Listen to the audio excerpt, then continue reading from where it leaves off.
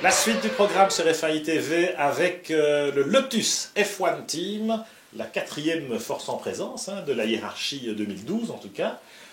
Cette équipe Lotus qu'on aime bien parce que c'est l'ancienne équipe Renault, parce que c'est l'équipe la plus francophone du plateau, avec Romain Grosjean bien sûr, mais aussi avec dans le management Eric Boulier et nos amis luxembourgeois, les Golden Boys de Jenny, qui portent cette équipe à bout de bras quand même. Moi je suis assez étonné, pour commencer par un sujet un peu économique, par le modèle économique précisément de Jenny. En F1, ils ont voilà, un nouveau style de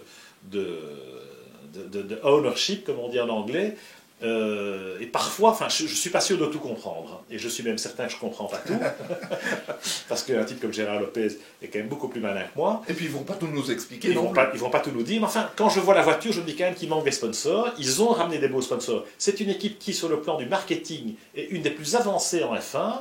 Ils vont à la conquête de nouveaux sponsors, ils ont ramené quand même des belles marques, du groupe Unilever, de Coca-Cola, enfin de ce niveau-là, mais je n'ai pas l'impression que le volume d'argent soit suffisant. On sait que le deal avec Honeywell ne s'est pas fait. La voiture, quand je la vois passer, il y a le nom du pilote en grand et il y a le nom de Jenny en encore plus grand.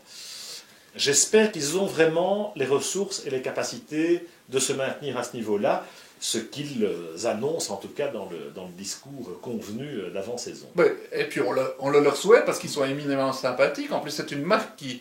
On a oublié qu'il y avait eu Renault à l'époque. Maintenant, on pense à Lotus. Et Lotus, c'est une marque qu'on aime beaucoup. Ça rappelle les grandes années de Colin Chapman, même qu'on sait très bien que ceci n'a pas grand-chose à voir. Mais malgré tout, le fanatique se retrouve dans cette image. C'est l'ADN de la F1, Lotus comme Ferrari. Voilà, et ils sont vraiment welcome dans le paddock.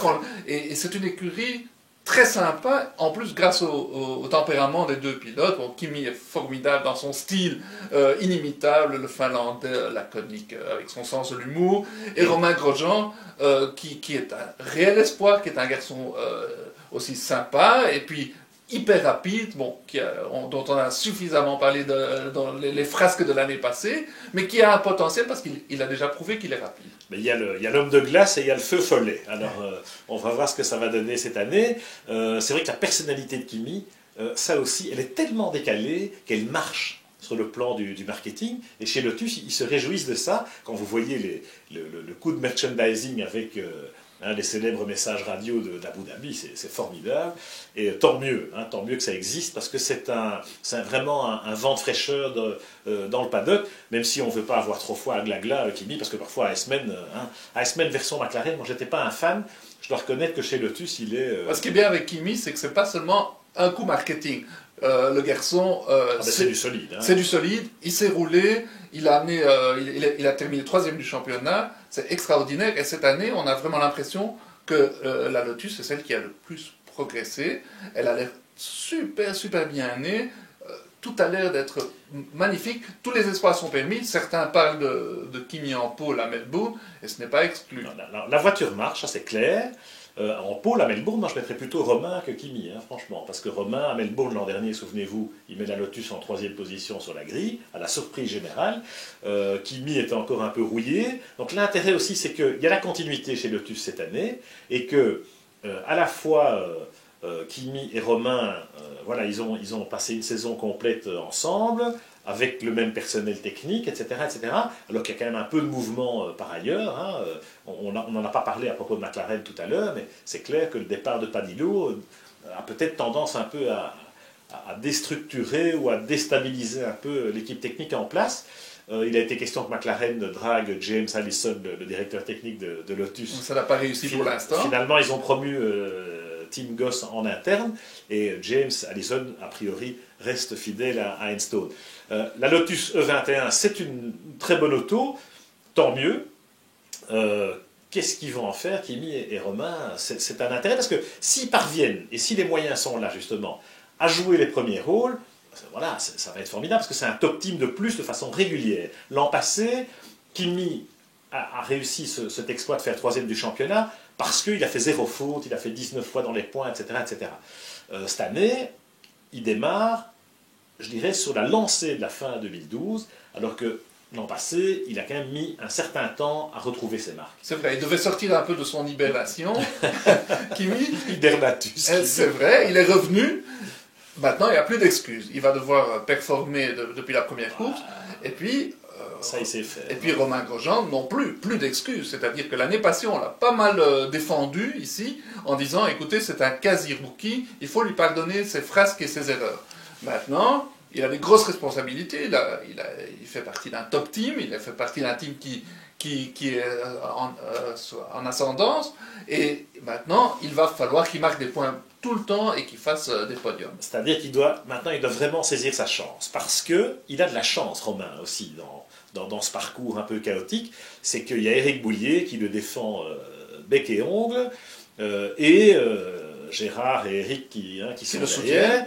Ils ont été parfois à l'encontre, franchement, du team en Angleterre ou d'une partie de l'équipe technique, qui en avait un peu ras-le-bol des frasques de Romain. Ils l'ont soutenu, et je crois que c'est tout à leur honneur.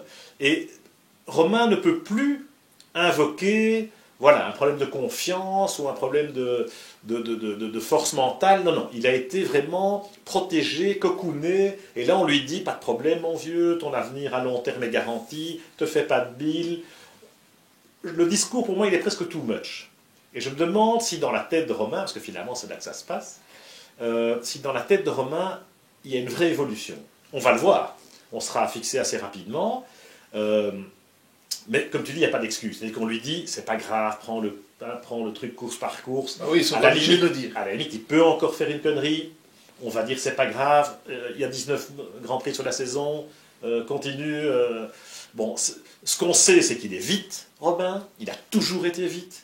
Il est vite tout de suite. C'est quelqu'un qui a un vrai talent, un vrai potentiel, et ce serait dommage de ne pas le concrétiser. Maintenant, voilà, il se pose dans sa vie privée. Félicitations à Romain et à Marion.